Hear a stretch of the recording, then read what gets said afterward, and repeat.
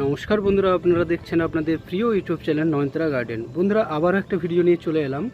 তো এই যে দেখতে পাচ্ছেন, আজকে আলোচনা করব যে রেন লিলি বর্ষাতেই সাধারণত খুব সুন্দরভাবে ভালোভাবে হয়। এই ফুলগুলি সাধারণত দেখতে পাওয়া যায়। তো আজকে এই নিয়ে আলোচনা করব যে রেন লিলি গাছ টবের মধ্যে আমরা খুব সহজেই দিতে পারি।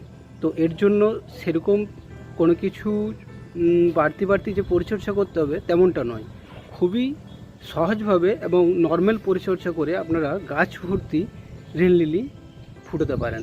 তো তার জন্য আমাদেরকে কি করতে হবে, তো এই যে দেখতে পাচ্ছেন, এটি হলো আমার টবের মধ্যে। দেখুন, টবের মধ্যে রেন লিলি গাছটি রাখা আছে, গাছ ভর্তি ফুল ফুটে আছে। তো এর জন্য তেমন কিছুই আমি করিনি। এর জন্য সাধারণত নর্মাল পরিচর্যা আমি করেছি, বর্ষার আগেও করেছি আর বর্ষাতেও করেছি। আমি সাধারণত বর্ষার সময় যে ভিডিওটি করছি, তাই আমি বর্ষার পরিচর্যাটা আপনাদেরকে অবশ্যই বলবো। আপনারা বর্ষায় রেন লিলি গাছের যে পরিচর্যাটা করবেন সেটি হলো সাধারণত দেখবেন, এই যে দেখতে পাচ্ছেন গাছের গোড়ায় এই যে টবের মাটিতে যেন জল জমে না থাকে, ভিজে থাকতে পারে কিন্তু জল জমে যাতে না থাকে। টবের যে ড্রেন সিস্টেমটা সেটি যেন খুব ভালো থাকে। জল দিলে যেমন টবের নিচে যে ফুটো থাকে ড্রেনেজ সিস্টেম, তো সেটি দিয়ে যেমন সব জল বেরিয়ে যায়। আর বর্ষাকালে সাধারণত গাছে জল দেওয়ার প্রয়োজন হয় না, তো নতুনভাবে আর জল দেওয়ার প্রয়োজন হয় না। তাই আপনারা সবসময় লক্ষ্য করবেন যে টবের মধ্যে যেন জল জমে না থাকে। এটা অবশ্যই আপনারা গাছের দিকে ধ্যান দেবেন। দ্বিতীয়ত, আপনারা খাবার যেটা দেবেন এই রেন লিলি গাছে, আপনারা যত ইঞ্চি টবে করবেন, গাছটি যত ইঞ্চি টবে থাকবে আর কি, ঠিক ততই দানা মাটিতে যেটা অ্যাপ্লাই করা যায়, যেটা প্রত্যেকটা প্রায় ভিডিওতে আমি বলে থাকি যে মাটিতে যেটা অ্যাপ্লাই করা যায়, সেই এনপিকে সুফলা সারটি হলো 10-26-26। খুব কার্যকারী একটি সার। আপনারা যারাই ব্যবহার করেছেন এই সারটি, তারাই উপকার পেয়েছেন আর তারাই বুঝতে পারছেন ভালো করে যে এই সারের গুণমান কী।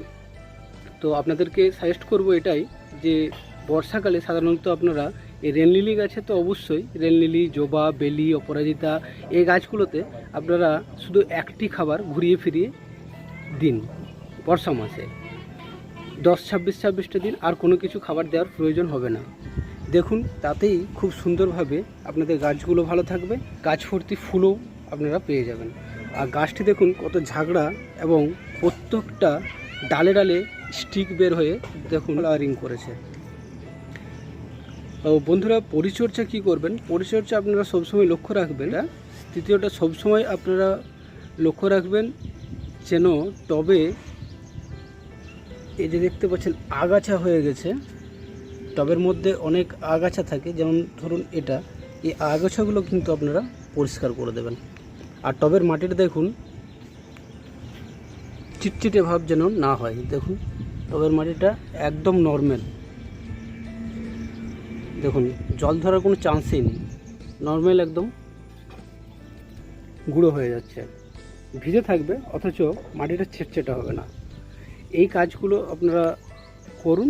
দেখুন খুব সুন্দরভাবে ফুলগুলো ফুটেছে, ফুলটির কালারটিও খুব সুন্দর, পিঙ্ক কালারের রেন লিলি, খুব সুন্দর। তো বন্ধুরা, এই ছিল আজকের ছোট্ট একটি আপডেট। ও যদি গাছ সংক্রান্ত কোনো প্রশ্ন থাকে আপনাদের, তাহলে কমেন্ট করে আপনারা জানান। 24 আওয়ার্সের মধ্যে আপনাদের সেই কমেন্টের রিপ্লাই করা হবে। ধন্যবাদ।